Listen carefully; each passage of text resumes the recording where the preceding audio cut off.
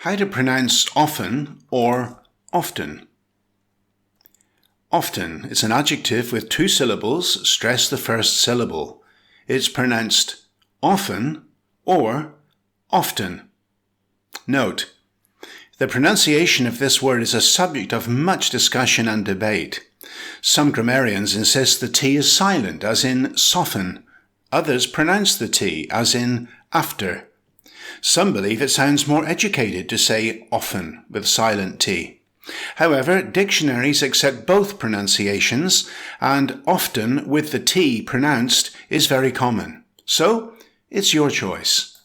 Here's an example. In the picture we see a beautiful bird. The sentence reads, "It's not often we see a jay in our garden," or, "It's not often we see a jay in our garden." Has this video helped you? Hit like now and continually improve your English by subscribing to this channel. Hit the subscribe button, click the bell icon and choose all to be notified when there are new videos. And build a powerful English vocabulary with my free course on Udemy. Just go to goodenglish.online.